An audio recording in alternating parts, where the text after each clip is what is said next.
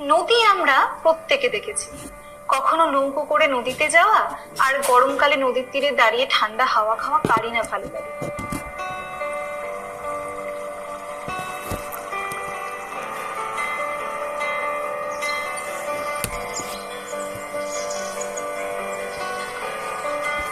কিন্তু কখনো কি তোমাদের মনে হয়েছে যে এই নদী যেখানে এত এত জল, এটার শুরু কোথায় আর শেষই বা কোথায়?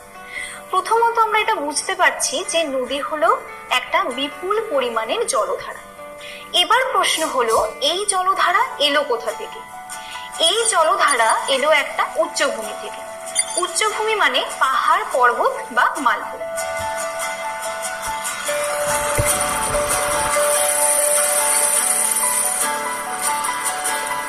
তো এই উচ্চভূমি থেকে যদি একটা জলধারা নির্গত হয় তাহলে কি হবে?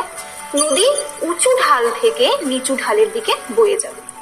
ধরো তোমার বাড়ির সিঁড়িতে কোনো কারণে জল পড়ে গেছে, তুমি কি দেখো জলটা সেই একটা সিঁড়িতে আটকে রয়েছে নাকি গড়িয়ে নিচের দিকে আসছে? অবভিয়াসলি নিচের দিকে আসছে।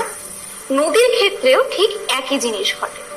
যখন কোনো জলধারা পাহাড় পর্বত থেকে নির্গত হয় তখন ভূমির ঢাল অনুসরণ করে সেই জলধারা একটা নির্দিষ্ট পথে প্রবাহিত হয়ে সমুদ্র, হ্রদ বা জলাভূমিতে এসে মেশে, তাকেই আমরা নদী বলি।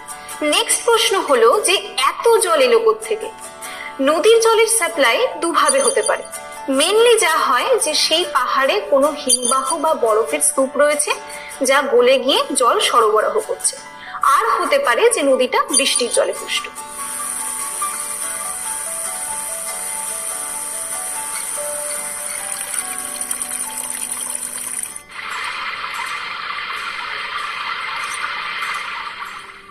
তাহলে আমরা হিমবাহ গলা জলে পুষ্ট এবং বৃষ্টির জলে পুষ্ট এই দুই ধরনের নদী পেতে পারি। এই প্রসঙ্গে তোমাদের একটু বলি, আমরা অনেক ক্ষেত্রে নদ এবং নদী পড়ে থাকি, যেমন গঙ্গা নদী, যমুনা নদী, আবার ব্রহ্মপুত্র নদ।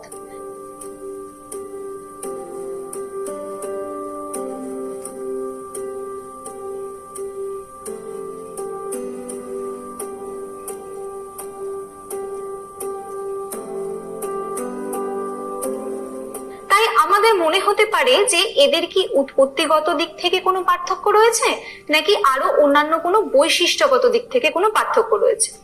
বৈজ্ঞানিক ভিত্তিতে কিন্তু এদের কোনো বৈশিষ্ট্যগত পার্থক্য নেই।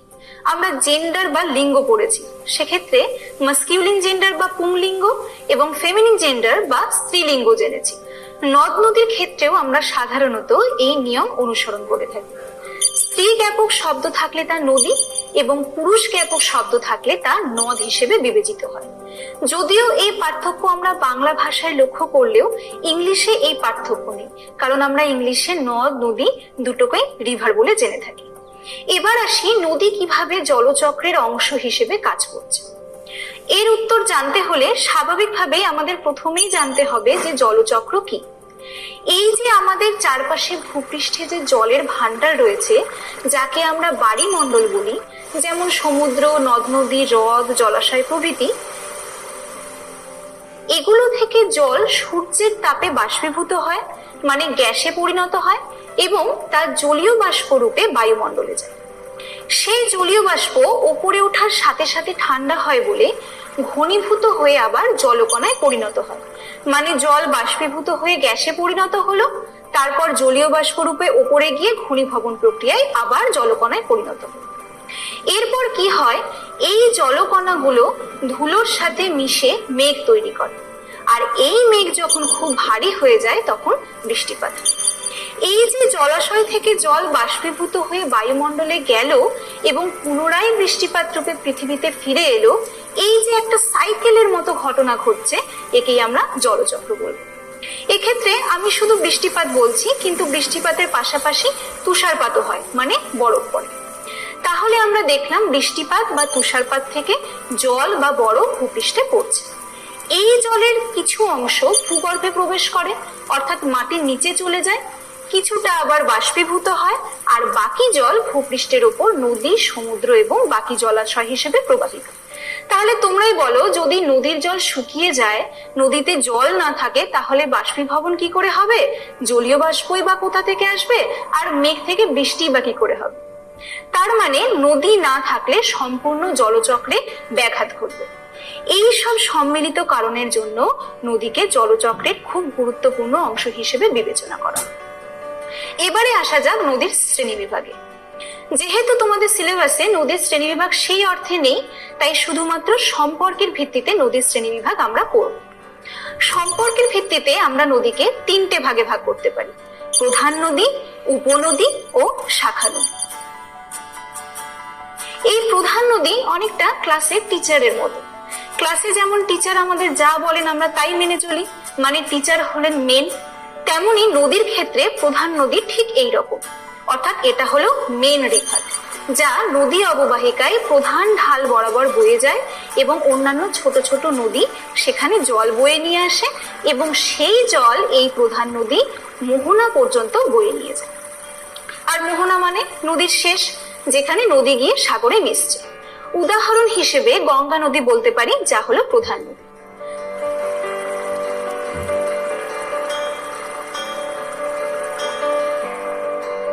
নাম্বার 2 হলো উপনদী বা ট্রিবিউটারি।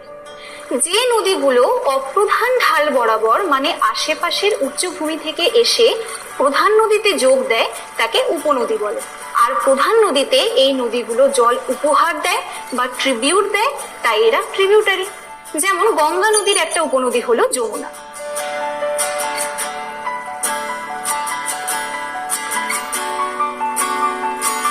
এবার আসি শেষ ভাগ, যা হলো শাখা নদী বা ডিস্ট্রিবিউটারি। এক্ষেত্রে কি হয়, প্রধান নদী যখন একেবারে মোহনার কাছাকাছি অঞ্চলে চলে যায় তখন বিভিন্ন শাখায় বিভক্ত হয়ে যায়, আর এই শাখাগুলো জলকে ভাগ করে মোহনা পর্যন্ত বয়ে নিয়ে যায়। এই শাখাগুলোকেই শাখা নদী বলে। আমরা জানি ডিস্ট্রিবিউট কথার মানে বিভাজন। এই ছোট ছোট নদীগুলো বড় নদী অর্থাৎ প্রধান নদীর জল বিভাজন করে বলে একে ডিস্ট্রিবিউটারি বলে। যেমন ভাগীরথী হুগলি নদী হলো গঙ্গার একটি শাখা নদী। এবার আমরা নদী সম্পর্কিত কিছু টার্মিনোলজিস বা পারিভাষিক শব্দের সাথে পরিচিত হব। নাম্বার 1 হলো নদী অববাহিকা। নদী অববাহিকা ঠিক তোমার বাড়ির মতো। তুমি তোমার বাড়িতে যেমন বাবা মা আরো সকলের সাথে রয়েছো, নদীও ঠিক তার উপনদী শাখা নদী নিয়ে একটা নির্দিষ্ট অঞ্চলে প্রবাহিত হয়। এই অঞ্চলকেই নদী অববাহিকা বলবো।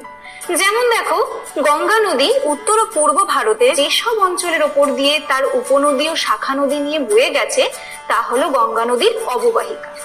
ভারতে গঙ্গা নদীর উপত্যকা বৃহত্তম এবং পৃথিবীর মধ্যে অ্যামাজন নদীর অববাহিকা হচ্ছে বৃহত্তম।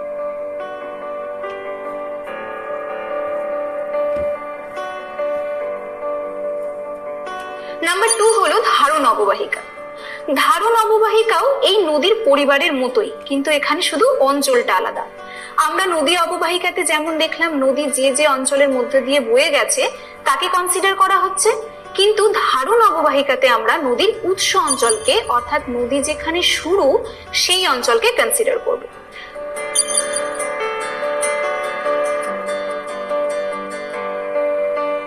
আর নদীর উৎস অঞ্চল কোথায়? পার্বত্য অঞ্চল বা মালভূমি অঞ্চল। তো নদী পার্বত্য অঞ্চল যেখান থেকে শুরু হচ্ছে সেখানে তো অসংখ্য ক্ষুদ্র ক্ষুদ্র জলধারা থাকে যা নদীতে জল সরবরাহ করে।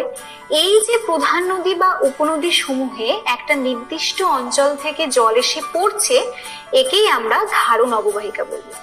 নাম্বার 3 হলো জলবিভাজিকা। জলবিভাজিকা হলো একটা পার্টিশনের মতো। পার্টিশনে আমরা দেওয়াল তুলে দিয়ে কি করি, যে এটা তোমার জায়গা আর এটা আমার জায়গা। জলবিভাজিকাও ঠিক এই দেওয়ালের মতো, যা দুটি নদী অববাহিকাকে পৃথক করে। প্রকৃতিতে দুটি নদী অববাহিকাকে তো আমরা দেওয়াল তুলে দিয়ে পৃথক করতে পারি না। এক্ষেত্রে প্রকৃতি নিজেই উচ্চভূমির সৃষ্টি করেছে, যা হলো পাহাড় পর্বত। উদাহরণ হিসেবে আমরা সাতপুরা পর্বত বলতে পারি,